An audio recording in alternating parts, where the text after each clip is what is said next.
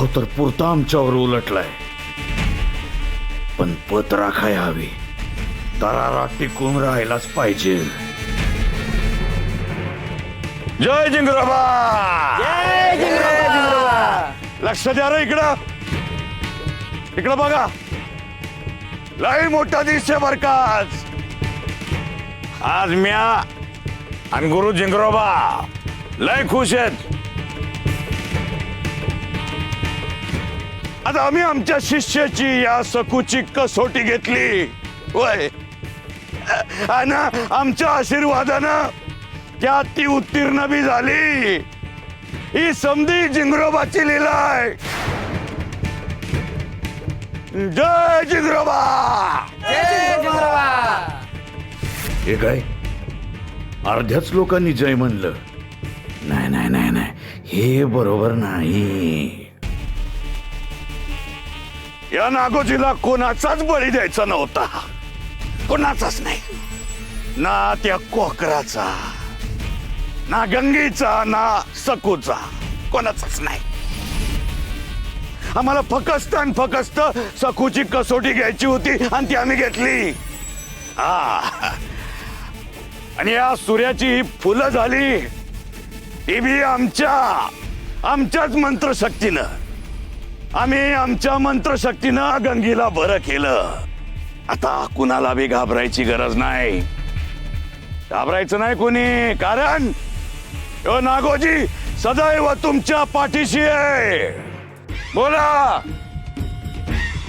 Ngozi Ngozi कुलगुरु Ngozi. Ngozi Ngozi कुलगुरु Ngozi. Ngozi Ngozi कुलगुरु नागोजी.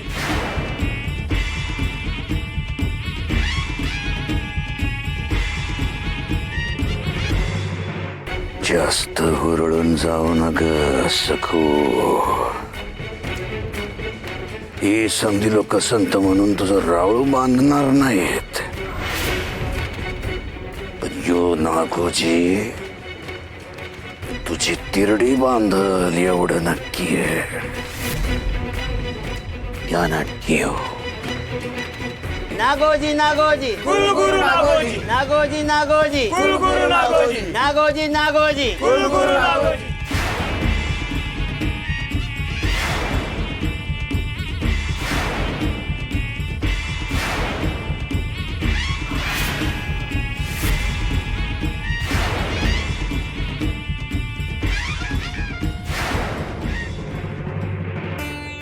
सकुताई, तुमच्या इट्टल भक्तीला तोड नाही. आता नमस्कार घ्या.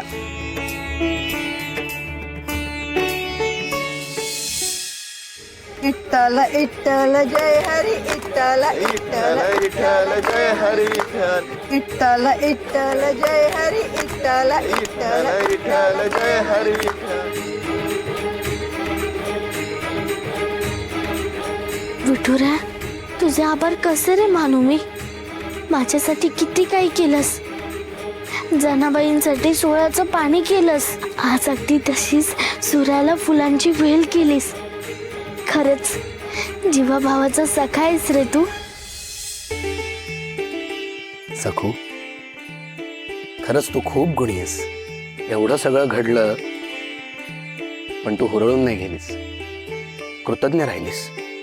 लोकांनी तुझी स्तुती केली, तुझा जय जयकार केला, पण तू अहंकारी नाही झालीस. नागोजी बाबतचा तुझा संकल्प नक्कीच पूर्ण होणार.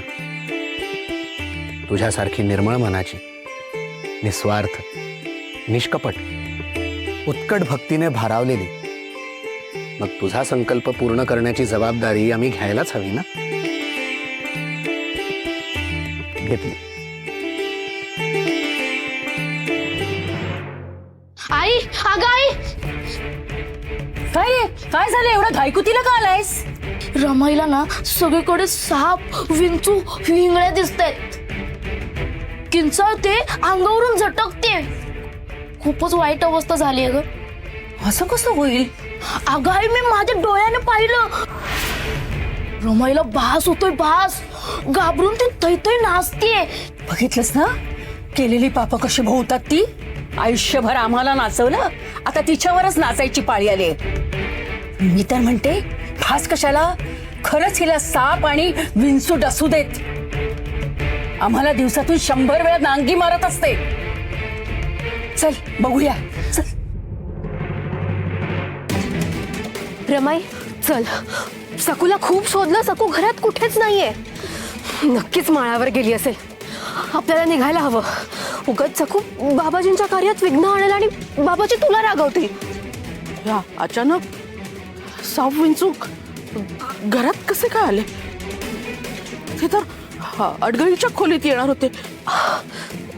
रमाई अगं तुझं लक्ष कुठे आहे? सकुनी माळावर काही घोळ तर घातला नाही ना, ते बघून येऊयात असं म्हणतेय मी.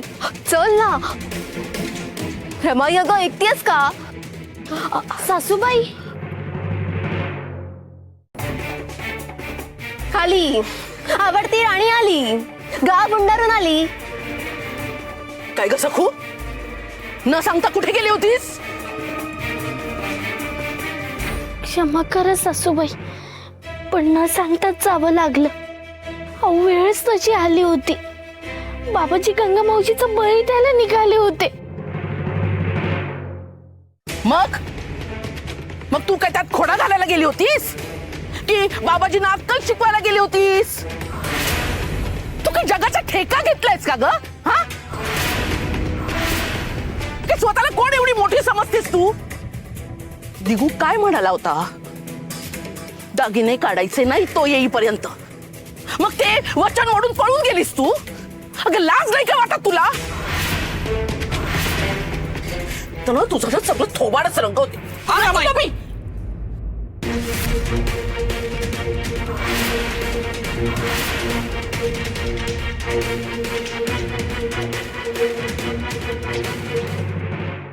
रमाई, अगं आज माळावर खूप मोठी घटना घडली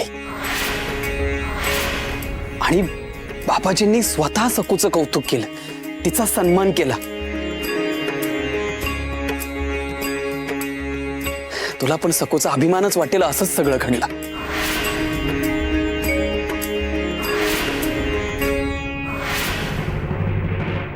विठ्ठल विठ्ठल जय हरी विठ्ठल. विठ्ठल विठ्ठल जय हरी विठ्ठल. विठ्ठल विठ्ठल जय हरी विठ्ठल. आज डोळ्याचं पारणं फिटलं. विठुरायाने त्याची लीला दाखवली. सकुताईचा धावा ऐकला आणि गंगेला वाचवलं. विठ्ठल विठ्ठल जय हरी विठ्ठल.